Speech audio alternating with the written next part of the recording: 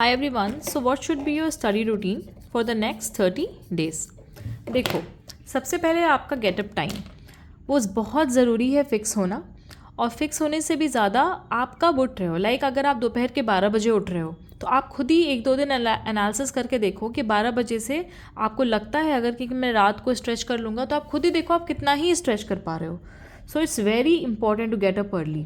तो आप अगर बहुत लेट भी उठ रहे हो तो आप 8 बजे उठ जाओ, 8 AM, इससे लेट मत करो, ताकि उठ के फ्रेश होके पढ़ने आप 9 बजे से बैठ जाओ। ठीक है।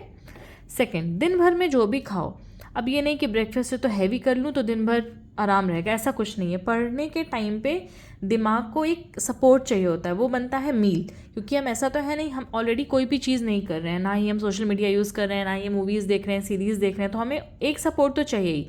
तो आपको ये करना है मील्स के लिए कि ड्रिंक वाली चीज़ें ज़्यादा रखनी है, यानी कि जैसे 1 से 2 कॉफ़ी ले लिया, ग्रीन टी एक बार बना लिया, एक बार कोई शेक ले लिया।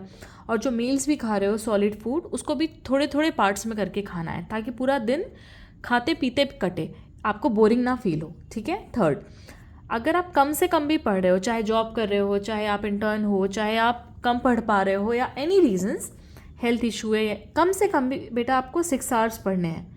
पढ़ने का तरीका, एटलीस्ट एक स्लॉट आपका 1.5 आवर्स का होना ही चाहिए, क्योंकि नीट आपका 3 घंटे का है, तो एटलीस्ट उसका आधा 1.5 घंटा। और साइंटिफिकली भी आप एक ऑन एन स्ट्रेच 1.5 घंटा बैठ सकते हो। अभी क्योंकि टाइम कम है, इसलिए मैं कोई पोमोडोरो नहीं बता रही हूँ कि 25 मिनट बैठो 5 मिनट ब्रेक लो, नहीं, अभी सबका टाइम नहीं है। 1.5 घंटा तो मिनिमम बैठना है, एटलीस्ट दिन भर में 4 स्लॉट्स करने हैं। ठीक है। लंच के वक्त थोड़ा सा नैप ले लो। नैप मतलब कि बेड पे गए, आँख लगने में 10-15 मिनट लगी, 20 मिनट आप सोए, तो इस पूरे प्रोसेस में फिर उठे, हल्का सा कुछ खाया, इस पूरे प्रोसेस में बेड पे जाने से लेकर पढ़ने बैठने में 1 आवर आपका जाना चाहिए, इंक्लूडिंग योर नैप। ठीक है। फिर रात को या शाम के टाइम 20 मिनट वॉक ज़रूर करो। चलो 20 मिनट मत करो, अगर तुम्हें ज़्यादा लग रहा है 15 मिनट कर लो।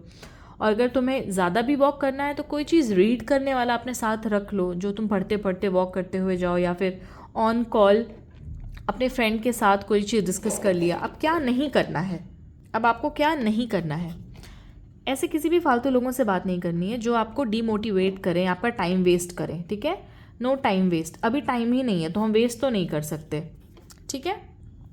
दूसरी चीज़, जीटी के मार्क्स से अफेक्ट नहीं होना है। हाँ ठीक है, मैं मानती हूँ कि जीटी के मार्क्स रिजेंबल करते हैं थोड़ा बहुत एग्जाम में, पर थोड़ा बहुत ही करते हैं, उससे आपका कोई, और ऐसा भी कुछ नहीं है कि अगर आपका कम आ रहा है तो आप कहोगे कि ये तो बिल्कुल ही मैच नहीं कर रहा है कट ऑफ से, उससे कोई मतलब नहीं, कोई मतलब। आप इस 30 दिन में क्या करोगे सब कुछ वो है। ठीक है। तो जीटी के मार्क्स पे डिपेंड नहीं करना है।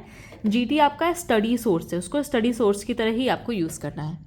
अगर किसी की तबीयत ख़राब है या कोई भी ऐसी प्रॉब्लम है जिसकी वजह से वो बंदा नहीं पढ़ पा रहा है, तो कोई बात नहीं, आप भी परेशान ना हो। जब तक रिजल्ट नहीं आ जाता, एग्ज़ाम नहीं हो जाता, किसी चीज़ की स्ट्रेस लेने की ज़रूरत नहीं है। आप क्या करो, अगर जो चीज़ अभी तक पढ़े हो उसको पढ़ सकते हो तो पढ़ो। अगर वो चीज़ आप नहीं पढ़ पा रहे हो due to any reason, solve questions. आप अब आपके लिए कोई जो प्रॉब्लमेटिक लोग हैं उनके लिए मैं बता रही हूँ, सॉरी, जो प्रॉब्लम्स में हैं, डोंट टेक इट रॉन्ग, तो उनके लिए मैं बता रही हूँ। अब आपका सोर्स ऑफ क्वेश्चन कोई भी हो सकता है। अगर आपको बहुत दिक्कत हो रही है जीटी करने से, तो आप कोई भी सोर्स जो आपको कंफर्टेबल पड़े वो आप ले लो, बट प्लीज़ प्लीज़ प्लीज़ पढ़ो।